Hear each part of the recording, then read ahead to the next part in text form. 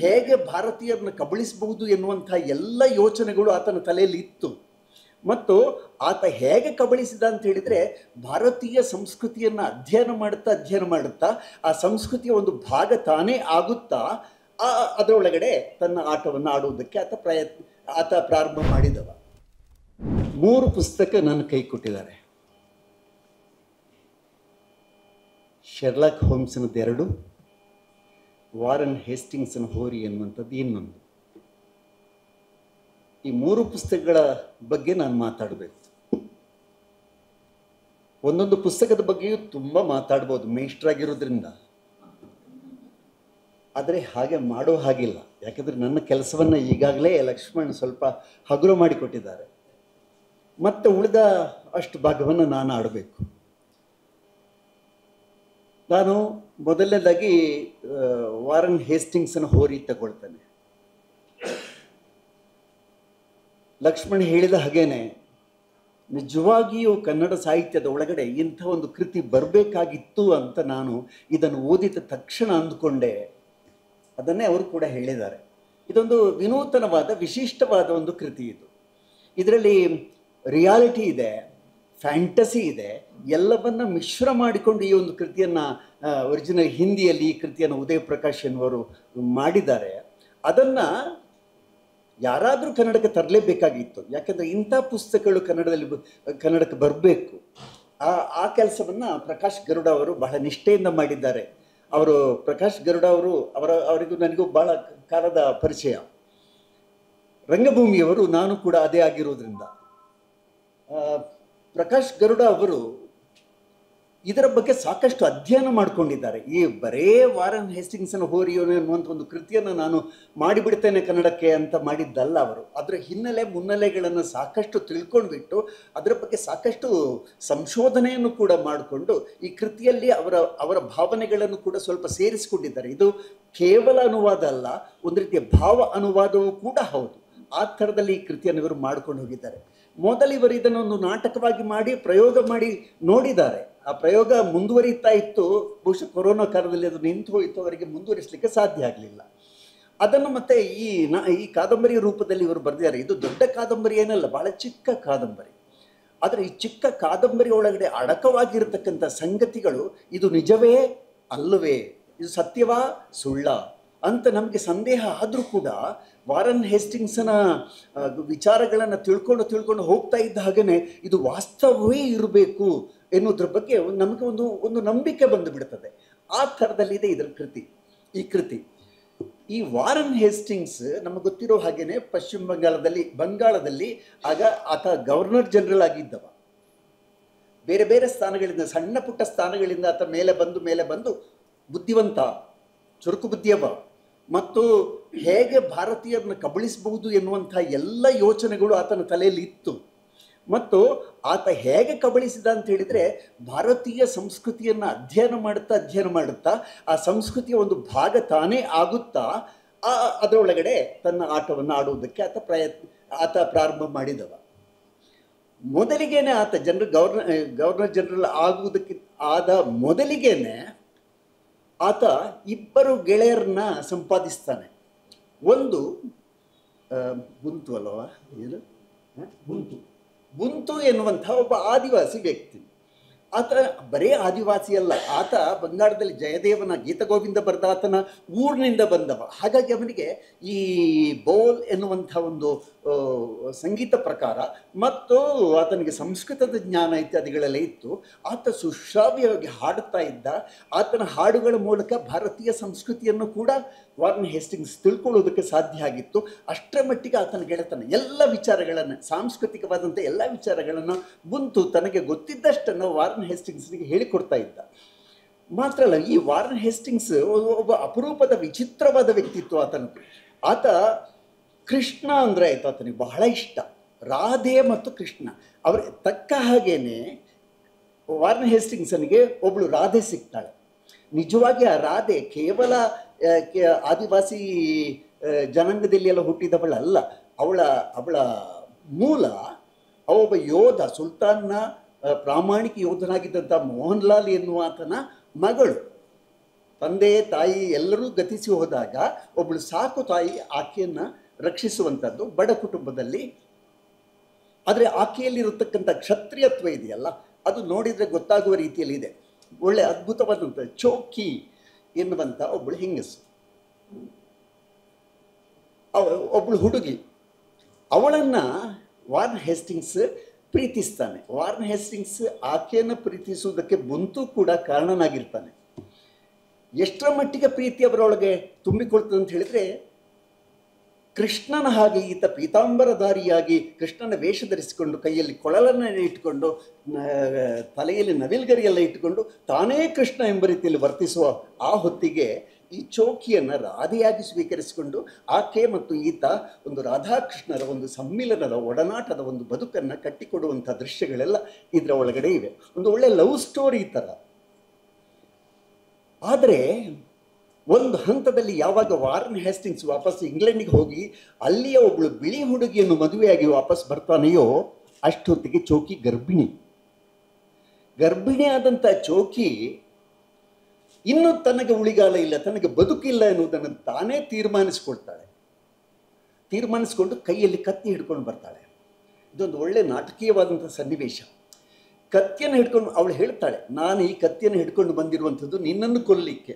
ಯಾಕಂದರೆ ನೀನು ಯಾವಾಗ ಇಂಗ್ಲೆಂಡಿನ ಹುಡುಗಿಯನ್ನು ಕರ್ಕೊಂಡು ಬಂದೀಯಾ, ಮದುವೆಯಾಗಿ ಕರ್ತಂದೀಯಾ, ಆಮೇಲೆ ನನಗೆ ಬದುಕಿಲ್ಲ ಎನ್ನುವುದು ನಿಶ್ಚಯ ಆಯಿತು. ಹಾಗಾಗಿ ನಿನ್ನನ್ನು ಕೊಲ್ಲಬೇಕು. ಆದರೆ ನಿನ್ನನ್ನು ನಾನು ಕೊಲ್ಲೋದಿಲ್ಲ.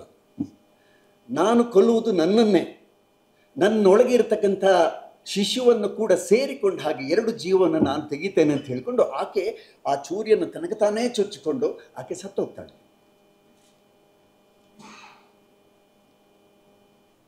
ಅಂದರೆ ಆ ಚೌಕಿ ಬರೀ ಚೌಕಿ ಅನ್ನುವಂಥ ಒಬ್ಬಳು ಹೆಣ್ಣು ಮಗಳಲ್ಲ, ಅವಳು ನಮ್ಮ ಭಾರತೀಯ ಸಂಸ್ಕೃತಿಯ ಒಂದು ಪ್ರತೀಕ ಕೂಡ ಹೌದು. ಆಕೆ ಹೇಗೆ ತನ್ನ ಬದುಕನ್ನು ನಿರ್ನಾಮ ಮಾಡಿಕೊಳ್ತಾಳೆ, ನಮ್ಮ ಭಾರತೀಯ ಸಂಸ್ಕೃತಿಯ ಒಳಗಡೆ ಬ್ರಿಟಿಷರು ಬಂದು ಸೇರಿಕೊಂಡಾದ ಬಳಿಕ ಅವರು ಹೇಗೆ ನಮ್ಮ ಇಡೀ ಭಾರತವನ್ನೇ ತನ್ನ ಕೈವಶಕ್ಕೆ ತೆಗೆದುಕೊಂಡರು ಎನ್ನುವುದನ್ನು ಕೂಡ ಬಹಳ ಸಾಂಕೇತಿಕವಾಗಿ ಈ ಚೌಕಿ ದೃಶ್ಯದ ಮೂಲಕ ನಾವು ಕಂಡುಕೊಳ್ಳುವುದಕ್ಕೆ ಸಾಧ್ಯ.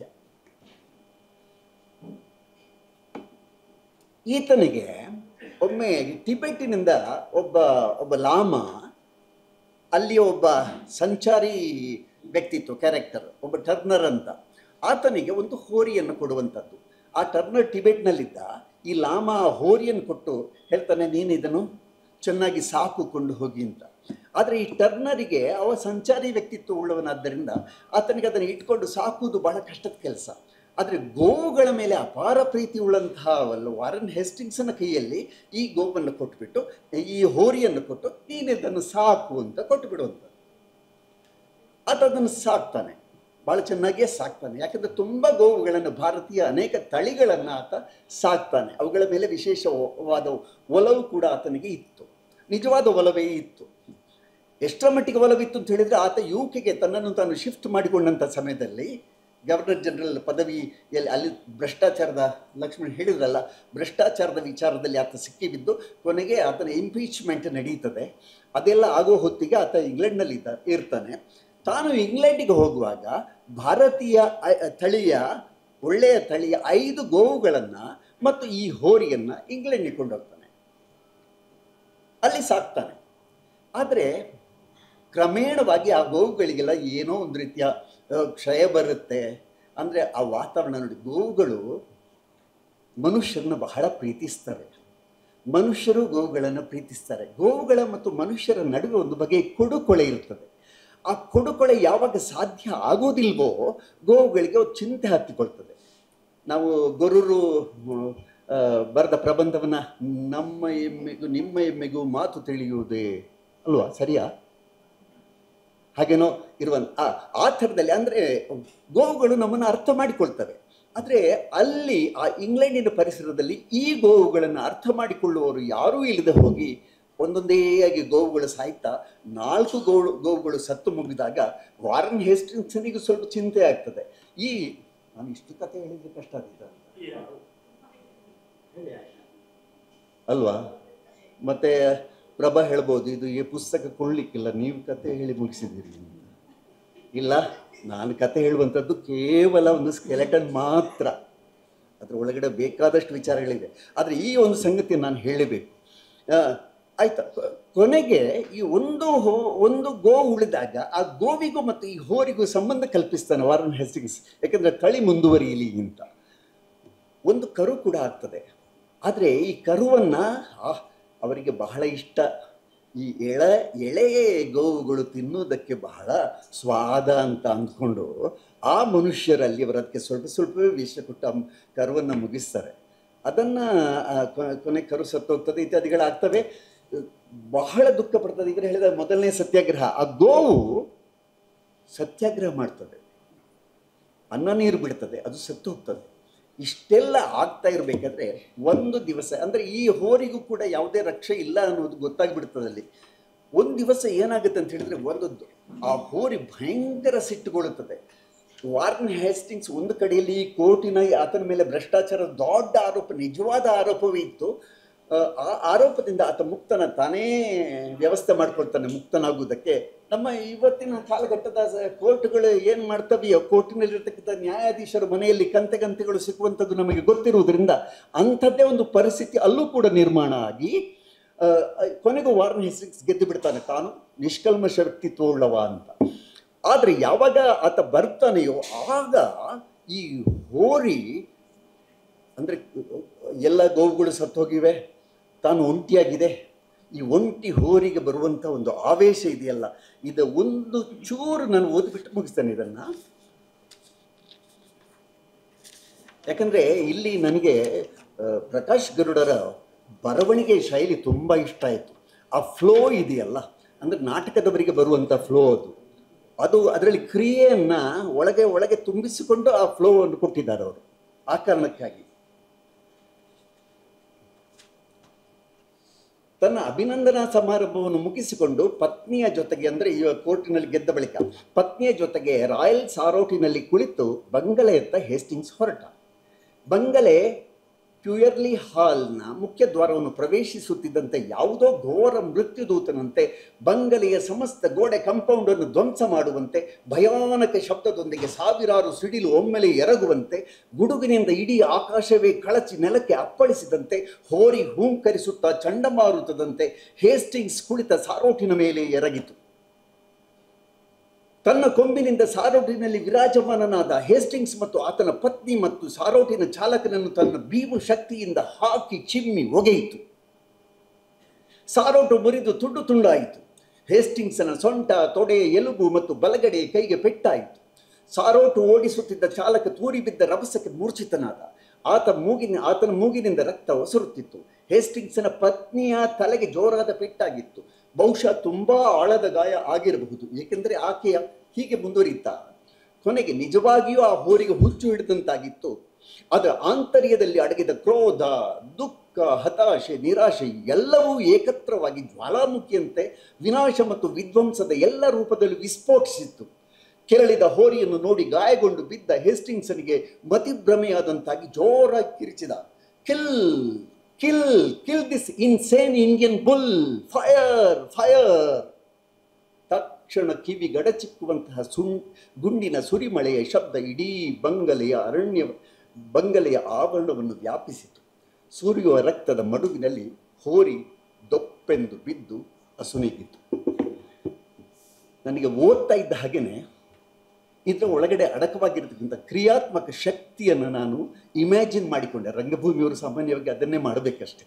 ಇಮ್ಯಾಜಿನ್ ಮಾಡಿಕೊಂಡು ಎಂಥ ಸ್ಪೀಡ್ ಇದೆ ಅದರೊಳಗಡೆ, ಅದು ಪ್ರಕಾಶ್ ಗರುಡರಿಂದ ಸಾಧ್ಯ ಆಗಿದೆ ಅನ್ನುವಂಥದ್ದು ನನಗೆ ತುಂಬ ಹೆಮ್ಮೆಯ ವಿಚಾರ.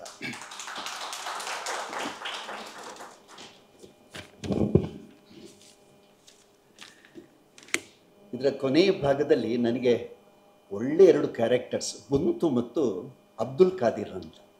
ಅಬ್ದುಲ್ ಖಾದಿರ್ ಒಳ್ಳೆಯ ಅಡುಗೆ ಮಾಡುವವ, ವಾರನ್ ಹೇಸ್ಟಿಂಗ್ಸ್ಗೆ ಬೇಕಾಗಿ ತುಂಬ ಒಳ್ಳೆಯ ಅಡುಗೆ ಮಾಡಿಕೊಡುವ, ಎಲ್ಲರಿಗೂ ಅಂಥ ಅಡುಗೆ ಎಲ್ಲೂ ಸಿಗಲಿಕ್ಕಿಲ್ಲ ಎಂಬ ರೀತಿಯ ವರ್ಣನೆ ಬರ್ತದೆ ಇದರಲ್ಲಿ. ಅದು ಮತ್ತು ಬುಂತು ಎಂಥ ಒಬ್ಬ ಸಜ್ಜನ ಕ್ಯಾರೆಕ್ಟರ್ ಅದು. ಆ ಬುಂತು ಕೊನೆಗೆ ಬೇರೆ ಯಾವುದೇ ದಾರಿ ಕಾಣಲಿಲ್ಲ, ಇವನ ಜೊತೆಗೆ ಬದುಕುವುದು ಸಾಧ್ಯ ಇಲ್ಲ, ನಾವು ಕಂಡು ಹಾಗಿರ್ತಕ್ಕಂಥ ವ್ಯಕ್ತಿ ಅಲ್ಲ ಅಂತ ಅಂದ್ಕೊಂಡು ಆತ ಏನು ಮಾಡ್ತಾನೆ ಅಂತ ಹೇಳಿದರೆ, ಬುಂತು ತಾನು ನುಡಿಸ್ತಾ ಇದ್ದಂಥ ಏಕತಾರಿಯನ್ನು ಕೊಂಡು ಹೋಗಿ ಬೆಂಕಿಗೆ ಹಾಕಿಬಿಡ್ತಾನೆ. ಅಬ್ದುಲ್ ಖಾದಿರ್ ತಾನು ಇಷ್ಟು ಒಳ್ಳೆ ಅಡುಗೆ ಮಾಡ್ತಾ ಇದ್ದಂಥ ಅಡುಗೆ ಬಿಟ್ಟ ಅಲ್ವಾ, ಆತ ಇನ್ನು ಈ ಕೈ ಪ್ರಯೋಜನ ಇಲ್ಲ, ನಾನು ಇವನಿಗೆ ಇಂಥ ಊಟವನ್ನು ನಾನು ಬಡಿಸಿಕೊಡಬಾರದು ಅಂತ ಹೇಳ್ಕೊಂಡು ತನ್ನ ಕೈಯನ್ನೇ ಬೆಂಕಿಗೆ ಇಟ್ಟುಬಿಡ್ತಾನೆ. ಅವೆರಡು ಹೃದಯ ವಿದ್ರಾವಕ ಇದು ವಿಚಾರ ಕೂಡ ಇದರೊಳಗಡೆ ಬರುತ್ತದೆ. ಒಟ್ಟಾರೆಯಾಗಿ ನಮಗೆ ಒಂದು ವಿದೇಶಿ ವ್ಯಕ್ತಿತ್ವ ನಮ್ಮ ಒಳಗಡೆ ಬಂದು ನುಸುಳಿದಾಗ ಮತ್ತು ನಮ್ಮನ್ನು ಬೇಕಾದ ಹಾಗೆ ಬಳಸಿಕೊಂಡು ನಮ್ಮಿಂದಲೇ ಸಾಕಷ್ಟು ಉಪಕೃತನಾಗಿ ನಮ್ಮದೇ ಎಲ್ಲ ಸೊತ್ತುಗಳನ್ನು ತನ್ನ ವಶಕ್ಕೆತ್ತಿಕೊಂಡು ದೊಡ್ಡ ಅವನೂ ಅಷ್ಟೇ, ಅವನ ಹೆಂಡತಿ ಕೂಡ ಅಷ್ಟೇ, ಹೆಂಡತಿಯೇ ಬಂದಿರೋದೇ ಇಡೀ ಇಲ್ಲಿ ಏನೇನು ಸಿಗ್ತದೆ ಎಲ್ಲವನ್ನು ಕೊಂಡೊಯ್ಯುವುದಕ್ಕೆ. ಹೆಂಡತಿಯಿಂದಲಾಗಿ ಈತ ಪರ್ವರ್ಟ್ ಆದ್ನೋ ಎನ್ನುವ ರೀತಿಯಲ್ಲಿ ಈ ಕಥೆಯ ಒಳಗಡೆ ವಿಚಾರಗಳು ಬರ್ತವೆ. ಇವರಿಬ್ಬರು ಸೇರಿಕೊಂಡು ನಮ್ಮನ್ನು ಮುಗಿಸಿದ್ದು ಮಾತ್ರ ಅಲ್ಲ, ನಮ್ಮ ದೇಶದಲ್ಲಿ ಇವರು ದೊಡ್ಡ ಒಂದು ಕಳಂಕವನ್ನು ಕೂಡ ತಂದಿಟ್ಟು ಹೋಗಿದ್ದಾರೆ ಎನ್ನುವಂಥದ್ದು ಒಂದು ದುರಂತ. ಆದರೆ ಒಳ್ಳೆಯ ಕೆಲಸವನ್ನು ಕೂಡ ವಾರನ್ ಹೇಸ್ಟಿಂಗ್ಸ್ ತುಂಬ ಮಾಡಿದ್ದಾನೆ, ಅದನ್ನು ಕೂಡ ನಾವು ಒಪ್ಪಿಕೊಳ್ಬೇಕಾದಂಥ ಅನಿವಾರ್ಯತೆ ಇದೆ. ಅವ ಭಗವದ್ಗೀತೆ ಮೇಲೆ ಎಷ್ಟು ಆಕರ್ಷಿತನಾಗಿದ್ದ ಅಂತ ಹೇಳಿದರೆ ಅದನ್ನು ಇಂಗ್ಲೀಷಿಗೆ ಅನುವಾದ ಮಾಡಿಸಿದ. ಈ ಥರದ ತುಂಬ ಕೆಲಸಗಳಿವೆ. ಭಾರತಕ್ಕೆ ಒಂದು ಗಡಿ ಇರಲಿಲ್ಲ, ಆ ಗಡಿ ಪ್ರದೇಶವನ್ನು ಗುರುತಿಸಿಕೊಟ್ಟದ್ದು ಕೂಡ ವಾರನ್ ಹೇಸ್ಟಿಂಗ್ಸನು ಮತ್ತು ಅವನ ಜನಗಳು. ಈ ಗಡಿಯನ್ನು ಗುರುತಿಸೋದ್ರಿಂದ ಎಷ್ಟು ಒಳ್ಳೆಯದಾಯಿತು ಎಷ್ಟು ಕೆಟ್ಟದಾಯಿತು ಎನ್ನುವಂಥ ಚರ್ಚೆ ಇಲ್ಲಿ ಬೇಡ. ಆದರೆ ಆ ಚೋಕಿ ಇದನ್ನು ಗಡಿಯನ್ನು ಗುರುತಿಸಿದ್ರ ಬಗ್ಗೆ ತುಂಬ ಆಕ್ಷೇಪವನ್ನು ವ್ಯಕ್ತಪಡಿಸ್ತಾಳೆ. ಇದು ಈ ಗಡಿ ಗುರುತಿಸುವುದರ ಹಿನ್ನೆಲೆ ಏನು, ಉದ್ದೇಶ ಏನು ಅನ್ನೋದು ನಿಜವಾಗಿ ಒಂಥರ ರಾಜ್ಕುಮಾರಿ ಆಗಿದ್ದಂಥ ಅವಳಿಗೆ ತಲೆಗೆ ಹೋಗ್ತದೆ. ನಾವೀಗ ಅಮೇರಿಕಾದಲ್ಲಿ ಯಾವುದೋ ಯುರೋಪಿನ ಪ್ರದೇಶಕ್ಕೆ ಹೋದರೆ ಮನೆಗಳಲ್ಲಿ ಹೋದಾಗ ಅವ್ರ ಕಾಂಪೌಂಡ್ ವಾಲ್ಗಳೆಲ್ಲ ಇರುವುದಿಲ್ಲ, ಅಲ್ಲಿ ಎಲ್ಲ ಹೀಗೆ ತೆರೆದಿಟ್ಟಿರ್ತಾರೆ. ಈ ಥರದ ಕಲ್ಪನೆಯೇ ಬೇರೆ. ಆ ಕಲ್ಪನೆಯಲ್ಲಿ ನಮ್ಮ ನಾಡು ಕೂಡ ಇರಬೇಕಾಗಿತ್ತು ಅಂತ ಆಸೆ ಪಡ್ತಾಳೆ ಚೋಕಿ ಅಂತ. ಆದರೆ ವಾರನ್ ಹೇಸ್ಟಿಂಗ್ಸ್ ಈ ಥರದ ಒಂದಷ್ಟು ಕೆಲಸಗಳನ್ನು ಮಾಡಿದ್ದಾನೆ ನಮಗಾಗಿ. ನಾವು ಆತ ಮರೆಯುವಂಥ ಕ್ಯಾರೆಕ್ಟರ್ ಅಲ್ಲ ಅಂತ. ಇದನ್ನು ಇಲ್ಲಿಗೆ ನಿಲ್ಲಿಸ್ತೇನೆ. ನಿಮ್ಮ ಎಂ.ವಿ. ನಾಗರಾಜರಾವ್, ನಾವು ಚಿಕ್ಕಂದಿನಲ್ಲಿ BRL ಹೇಳಿದ ಹಾಗೇನೆ ಚಿಕ್ಕಂದಿನಲ್ಲೇ ನಾವು ಕೇಳ್ತಾ ಇದ್ದಂಥ ಹೆಸರು. ಸರ್, ನಿಮ್ಮೊಂದು ಶೃಂಗಾರ ಶೈಲಿ ಏನು ಅಂತ ಒಂದು ಪುಸ್ತಕ, ಅದು ನನ್ನ ವಯಸ್ಸಿನಲ್ಲಿ ನಾನು ತುಂಬ ಸಲ ಓದಿಬಿಟ್ಟಿದ್ದೇನೆ.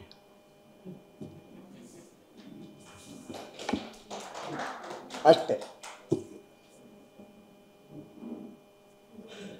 ಏನು ಸರ್? ಶೃಂಗಾರ ಶೈಲಿ ಅದು ನನ್ನ ವಯಸ್ಸಿನಲ್ಲಿ, ಅಂದರೆ ನನ್ನ ಯಂಗರ್ ಡೇಸ್ನಲ್ಲಿ ತುಂಬ ಸಲ ಓದಿಬಿಟ್ಟಿದ್ದೇನೆ. ಅನುವಾದಗಳಲ್ಲಿ, ಅನುವಾದ ಕ್ಷೇತ್ರದಲ್ಲಿ ತುಂಬ ಕೃಷಿ ಮಾಡಿದ್ದಾರೆ ಇವರು. ಯಾಕಂದರೆ ಶರ್ಲಾಕ್ ಹೋಮ್ಸ್ ಮಾತ್ರ ಅಲ್ಲ, ಯಾರು ನಮ್ಮ ಜೇಮ್ಸ್ ಹಾರ್ಡಿ ಚೇಸ್ನ ಸಿಕ್ಕಾಪಟ್ಟೆ ಆಸಕ್ತಿ ಕುತೂಹಲ ಇದ್ದಂಥ ದಿವಸಗಳು ನಮ್ಮ ಎಲ್ಲ BRL ಹೇಳಿದಾಗೆ. ಯಾಕಂದರೆ ಅವ್ರು ಹೇಳಿಬಿಟ್ಟಿದ್ದಾರೆ. ತುಂಬ ಆ ಥರದ ಕುತೂಹಲ ನಮಗಿತ್ತು. ಪುರುಷೋತ್ತಮನ ಸಾಹಸಗಳನ್ನೆಲ್ಲ ನಾವು ಎಷ್ಟು ಓದ್ತಾ ಇದ್ದೇವೆ ನಮ್ಮ ಚಿಕ್ಕ ವಯಸ್ಸಿನಲ್ಲಿ. ಅದು ನಮಗೆ ಏನು ಬಹಳ ಒಂದು ಪ್ರಚೋದನೆ ಕೊಡ್ತಾ ಇತ್ತು. ಮತ್ತು ಅದನ್ನು ಕಾದಂಬರಿಯನ್ನು ತೆಗೆದು ಕೈಯಲ್ಲಿ ಹಿಡ್ಕೊಂಡು ಬಿಟ್ಟರೆ ಅದನ್ನು ಮುಗಿಸ್ಲಿಕ್ಕೆ ನಮಗೆ ಮುಗಿಸ್ಲೇಬೇಕು ನಾವು. ಅದನ್ನು ರಾತ್ರಿಯಾಗಲಿ ಚಿಮಣಿ ದೀಪದಲ್ಲಿ ನಾವು ಓದ್ತಾ ಇದ್ದದ್ದು ನನಗೆ ಈಗಲೂ ನೆನಪಿಗೆ ಬರ್ತದೆ. ಆಗೆಲ್ಲ ಕರೆಂಟ್ ಇಲ್ಲದ ದಿವಸಗಳಲ್ಲಿ 60 ವರ್ಷಗಳ ಹಿಂದೆ ಚಿಮಣಿ ದೀಪ ಇಟ್ಟುಕೊಂಡು ನಾವು ಅದನ್ನು ಓದಿ ರಾತ್ರಿಡೀ ಹೆದರಿ ಓದಿ ಮುಗಿಸ್ತಾ ಇದ್ದೆವು. ಆ ಹೆದರಿಕೆ ಅದರ ಓದಿನೊಟ್ಟಿಗೆ ಬರ್ತಿತ್ತು. ಹೆದರಿಕೆ, ಭಯ, ಎಲ್ಲಿಂದ ಬರ್ತಾನೆಯೋ, ಯಾವ ರೀತಿಯಲ್ಲಿ ಬರ್ತಾನೋ, ಯಾವ ರೂಪದಲ್ಲಿ ಬರ್ತಾನೋ, ಹೇಗೆ ಪಿಸ್ತೂಲ್ ತಗೊಂಡು ಬರ್ತಾನೋ, ಗನ್ ಹಿಡ್ಕೊಂಡು, ಈ ಥರದ ಭಯ ಹುಟ್ಟಿಸುವ ರೀತಿಯ ಎಷ್ಟು ಕಾದಂಬರಿಗಳು ಇಂಗ್ಲೀಷ್ನಿಂದ ಕನ್ನಡಕ್ಕೆ ಬಂದಿವೆ. ಅದರಲ್ಲಿ ಬಹಳ ಮುಖ್ಯವಾದ ಕೊಡುಗೆ ನಾಗರಾಜರಾವ್ ಅವರದ್ದೇ. ಎಷ್ಟರ ಮಟ್ಟಿಗೆ ಅಂತ ಹೇಳಿದರೆ ಅವರ ಕಡೆಯಲ್ಲಿ ಗೊತ್ತಾಯಿತು, ಅವರು ಬರೀತಾ ಹೋಗೋದು ಮತ್ತು ಪ್ರಿಂಟ್ ಮಾಡೋದಕ್ಕೆ ಇನ್ನೊಬ್ಬರನ್ನು ನೋಡೋದು. ಯಾಕೆಂದ್ರೆ ತಾನೇ ಒಂದು ಪ್ರಕಾಶನ ಸಂಸ್ಥೆಯನ್ನು ಮಾಡಿಕೊಂಡು ತುಂಬ ಪುಸ್ತಕಗಳನ್ನು ಮಾಡ್ತಾ ಹೋದರು ಅನ್ನೋದನ್ನು ಕೂಡ ಕೇಳಿದ್ದೇವೆ ನಾವು. ಈ ಸರ್ ಆರ್ಥರ್ ಕಾನನ್ ಡಾಯ್ಲ್ ಈತ ಮತ್ತೆ ಬೇರೆ ಹೇಳಿದಾಗೆ ಈತ ತಾನು ಸ್ವತಃ ವೈದ್ಯನಾಗಿದ್ದು ತನ್ನದೇ ಒಂದು ಪಾತ್ರವನ್ನು, ನಿರೂಪಕ ಪಾತ್ರವನ್ನು ಇಲ್ಲಿ ಸೃಷ್ಟಿ ಮಾಡಿಕೊಂಡು ಆತನ ಮೂಲಕ ಎಲ್ಲ ಸಂಗತಿಗಳನ್ನು ಹೇಳುವ ರೀತಿಯಲ್ಲಿ ಇಲ್ಲಿನ ಎಲ್ಲ ಕೃತಿಗಳು ಕೂಡ, ಶರ್ಲಾಕ್ ಹೋಮ್ಸ್ನ ಕೃತಿಗಳು ಬಂದಿವೆ. ಎಷ್ಟು ಕೃತಿಗಳು ಅಂತ ಹೇಳಿದ್ರೆ 204ರಷ್ಟು ನೀಳ್ಗತೆಗಳು ಅವುಗಳು. ಒಂದೊಂದು ಇದು ಕೂಡ 204 ಕಥೆಗಳನ್ನು ಅವರು ಬರೆದಿದ್ದಾರೆ. ಮತ್ತು 22 ಕಾದಂಬರಿಯನ್ನು ಕೂಡ ಅವರು ಬರೆದಿದ್ದಾರೆ. ಅದರಲ್ಲಿ ಅನೇಕ ಕೃತಿಗಳು ಕನ್ನಡಕ್ಕೆ ಬಂದಿವೆ, ಒಂದಾನೊಂದು ಕಾಲದಲ್ಲೇ ಬಂದು ಬಿಟ್ಟಿವೆ. ಆದರೆ ಈಗ ನಮಗೆ ಈಗಲೂ ಕೂಡ ಅದರ ಆಸಕ್ತಿಯನ್ನು ಉಳಿಸಿಕೊಂಡಂಥ ಜನಗಳು ಮತ್ತು ಯುವ ಜನರು ಓದುವುದಕ್ಕೆ ಇನ್ನೂ ಕೂಡ ಆಸಕ್ತಿಯನ್ನು ತೋರಿಸ್ತಾರೆ ಅಂತ ಇರುವುದರಿಂದ ಎಂಬ ಕಾರಣಕ್ಕಿರಬೇಕು ಅಂಕಿತದವರು ಇದನ್ನು ಮತ್ತೆ ಮತ್ತೆ ಮತ್ತೆ ಪ್ರಕಟಿಸುವುದಕ್ಕೆ ಹೊರಟಿದ್ದಾರೆ. ಈಗಾಗಲೇ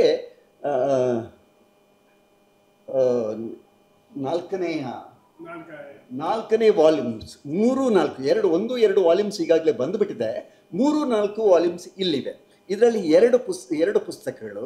ಅದರಲ್ಲಿ ಒಂದರ ಹೆಸರು ಕೆಂಪು ಕೂದಲಿನ ರಹಸ್ಯ, ಇನ್ನೊಂದು ಬ್ಲ್ಯಾಕ್ ಪೀಟರ್ನ ಹತ್ಯೆ.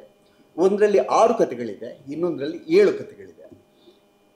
ಕತೆ ಅಂದರೆ ಸಣ್ಣ ಕಥೆ ಅಲ್ಲದೇ ಇರುವುದರಿಂದ ಅದೊಂದೊಂದು ಪುಸ್ತಕ ಆಗ್ತದೆ, ಒಂದೊಂದು ವಾಲ್ಯೂಮ್ ಕೂಡ. ಇಲ್ಲಿಯ ಶೆರ್ಲಾಕ್ ಹೋಮ್ಸನ ಬಗ್ಗೆ ನಾನು ಒಂದೆರಡು ಮಾತುಗಳನ್ನು ಹೇಳಿ ಮಾತು ಮುಗಿಸ್ತೇನೆ. ಎಷ್ಟು ಮಾತಾಡಿದೆ ನಾನು? ಇನ್ನೂ 5 ನಿಮಿಷ. ಶೆರ್ಲಾಕ್ ಹೋಮ್ಸ್ ಪತ್ತೆ ಮಾಡುವಂಥ ಕ್ರಮವೇ ವಿಚಿತ್ರವಾಗಿದೆ ಮಾತ್ರ ಅಲ್ಲ, ತುಂಬ ಸೈಂಟಿಫಿಕ್ ಆಗಿದೆ ಕೂಡ. ಒಬ್ಬ ಜ್ಯೋತಿಷ್ಯನ ಹಾಗೆ ಕೆಲವೊಮ್ಮೆ ಕಾಣಿಸ್ಕೊಳ್ತಾನೆ. ಈಗ ಒಂದು ಐರಿನ್ ಎಡ್ಲರ್ಳ ಗೆಲುವು ಅಂತ ಒಂದು ಕತೆ ಇದೆ. ಅದರಲ್ಲಿ ಮೇಲ್ಭಾಗದಲ್ಲಿ ಹೇಗೆ ಪತ್ತೆ ಹಚ್ಚುತ್ತಾನೆ ಎನ್ನುವುದನ್ನು ಇವರಿಬ್ಬರ ಸಂಭಾಷಣೆಯಲ್ಲಿ, ಯಾರ್ದು ಶೆರ್ಲಾಕ್ ಹೋಮ್ಸು ಮತ್ತು ವಾಟ್ಸನ್ ಮಾತಾಡುವಂಥ ಸಂದರ್ಭದಲ್ಲಿ ಶೆರ್ಲಾಕ್ ಹೋಮ್ಸ್ ಹೇಳ್ತಾನೆ, ಬಂದ ಕೂಡಲೇ ಹೊರಗಡೆಯಿಂದ ಬರ್ತಿದ್ದಾನೆ, ವಾಟ್ಸನ್ ನೀನು ಬಟ್ಟೆ ಎಲ್ಲ ಬದಲಾಯಿಸ್ಕೊಂಡು ಬಂದೀಯಾ? ನಿನ್ನ ಮನೆಯಲ್ಲಿ ಕೆಲಸದವರು ಸರಿ ಇಲ್ಲ ತೋರ್ತದೆ. ಇವರು ಗಂಡಸರೆಲ್ಲ ಕೆಲಸದವರು ನಿಮ್ಮ ಮನೆಯಲ್ಲಿ ಹೆಂಗಸರೇ ಇರಬೇಕು. ನೀನು ಕ್ಲಿನಿಕ್ ಶುರು ಮಾಡಿಬಿಟ್ಟಿಯಾ? ವೈದ್ಯಕೀಯ ನೀನು ಏನು ಮದುವೆ ಎಲ್ಲ ಆದಮೇಲೆ ಮತ್ತೆ ಅದು ಇದು ಹೇಳ್ತಾ ಇದ್ದೆ, ಕ್ಲಿನಿಕ್ ಶುರು ಮಾಡಿಯೇ ಬಿಟ್ಟಿಯಾ? ವಾಟ್ಸನ್ಗೆ ಆಶ್ಚರ್ಯ, ಇಷ್ಟು ಸಂಗತಿಗಳು ಮನೆಯಲ್ಲಿ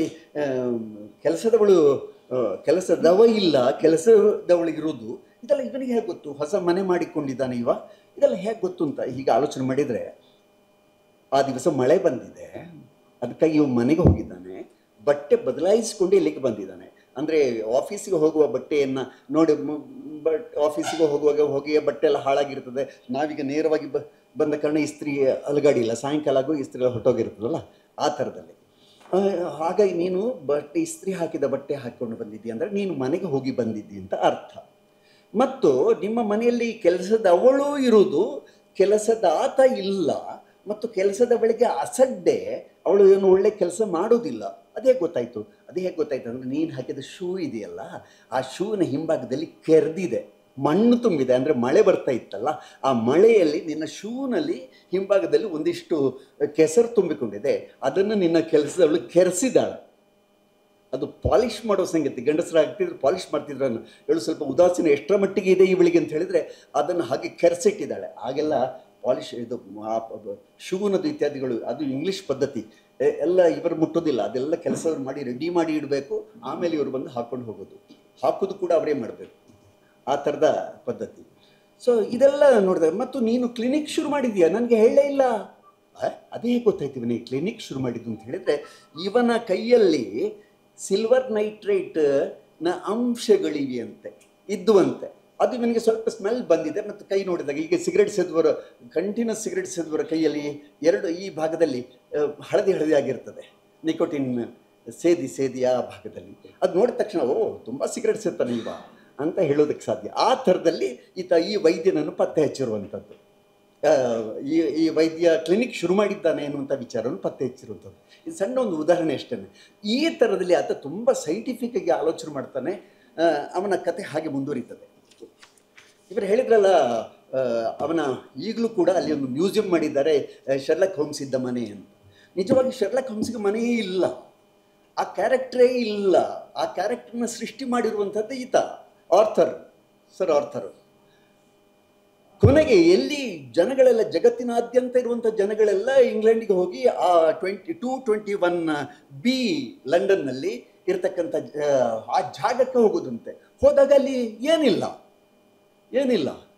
ಇದು ಆಗಿ ಮುಗಿದು 1830 ಇದು ಮುಗಿದು ವಿಚಾರ ಮುಗಿಯಿತು. ಆಮೇಲೆ ಈ ಜನಗಳು ಹೀಗೆ ಬರ್ತಾರಲ್ಲ, ಇವನ ಮನೆ ನೋಡ್ಲಿಕ್ಕೆ ಬೇಕು, ಈ ಶರ್ಲಾಕ್ ಹೋಮ್ಸ್ನ ಮನೆ ನೋಡ್ಲಿಕ್ಕೆ ಹೀಗೆ ಬರ್ತಾರಲ್ಲ ಅಂತ ಒಂದು ಮ್ಯೂಸಿಯಂ ಕ್ರಿಯೇಟ್ ಮಾಡ್ತಾರೆ, ಒಂದು ಮನೆ ಕಟ್ತಾರೆ ಅಲ್ಲಿ.